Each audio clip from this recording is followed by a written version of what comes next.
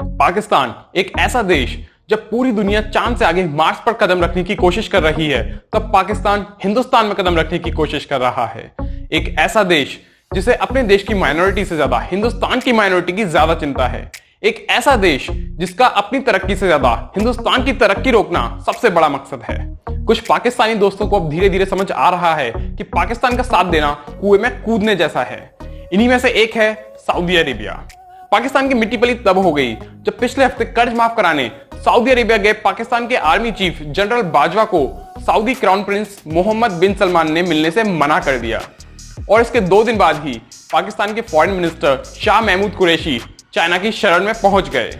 Saudi Arabia ने पाकिस्तान को loan में दिए $3 बिलियन में से $1 बिलियन भी वापस ले लिए हैं और बाकी अमाउंट भी जल्दी लौटाने के लिए अल्टीमेटम दे दिया है। दोस्तों, कई सालों से सऊदी पाकिस्तानी रिलेशंस काफी स्ट्रॉन्ग रहे हैं। इसका इन बातों से पता चलता है कि पाकिस्तान अपना 50% ऑयल सऊदी से ही इंपोर्ट करता है।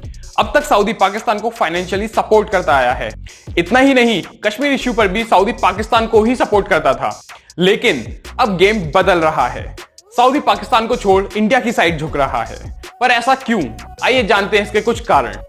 पहला, पाकिस्तान सऊदी को बार बार मुस्लिम वर्ल्ड का एक इनकैपेबल लीडर बता रहा है, क्योंकि आर्टिकल 370 हटने के बाद से ऑर्गेनाइजेशन ऑफ इस्लामिक कोऑपरेशन ने इंडिया के अगेंस्ट कोई बड़ा कदम नहीं उठाया है। ऑर्गेनाइजेशन ऑफ इस्लामिक कोऑपरेशन अपने आप को voice of the Muslim world कहता है और ये एक सऊदी लेड ऑर्गेनाइजेशन है। आर्टिकल 370 हटने के बाद से ही पाकिस्तान कश्मीर इश्यू पर OIC की हाई लेवल मीटिंग कराने पर जोर दे रहा है, पर OIC ने अब तक लो लेवल मीटिंग ही करी है। रिसेंटली पाकिस्तान की परेशानियां तब बढ़ गई जब उसके फॉरेन मिनिस्टर महमूद कुरैशी ने यह कह दिया कि उसका सऊदी लेड OIC से भरोसा उठ गया है और धमकी भी दे दी कि अगर कश्मीर इश्यू पर जल्दी ही कोई हाई लेवल मीटिंग नहीं करी तो उन्हें दूसरे ऑप्शंस देखने पड़ेंगे, जैसे कि दूसरी इस्लामिक कंट्रीज के साथ मीटिंग। और ये सीधा सीधा सऊदी की लीडरशिप के लिए एक चैलेंज है। मैं आज आपके प्रोग्राम पे अपने कद से बड़ी बात करने की जरूरत कर रहा हूं। मैं एक मर्तबा फिर OIC की लीडरशिप में मोतबाना गुजारिश करूंगा। काउंसिल ऑफ फॉरेन मिनिस्टर का इजलास हमारी तवक्को है। अगर आप ये नहीं बुला सकते तो फिर मजबूरन मैं अपने वजीर आजम से कहूंगा कि वो मुस्लिम ममालिक जो कश्मीर के इशू पर हमारे साथ खड़े होना चाहते हैं और कश्मीरी मजलूमों का साथ देना चाहते हैं, उनका इजलास बुला दे, चाहे वो OIC के फोरम पर हो या ना हो। आज OIC को फैसला करना है कि क्या इस पाकिस्तान के हसास, जो एक फाउंडिंग मेंबर के हसास मसले पर वो हमारा साथ देना चाहती है कि नहीं। वक्त आ गया है कि OIC अब जो है वो जिसे कहते हैं ना, ये जो बच बचाओ आंख मचोली से बाहर निकले। यार, ये बहुत बड़ी बात कर दी आप। पिछले कुछ सालों में इंडिया और सऊदी के बीच इकोनॉमिक और सिक्योरिटी रिलेशंस काफी मजबूत हुए हैं। इंडो सऊदी रिलेशंस अब केवल ऑयल एनर्जी ट्रेड स्फीयर तक ही लिमिटेड नहीं है, बल्कि defence, maritime security, counter terrorism, science and technology, strategic oil reserves और टूरिज्म स्फीयर में भी मजबूत हो रहे हैं।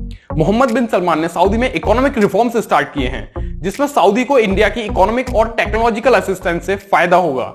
ऐसे ही इंडिया को पेट्रोकेमिकल्स, इंफ्रास्ट्रक्चर और माइनिंग सेक्टर में सऊदी इन्वेस्टमेंट से काफी हेल्प मिलेगी।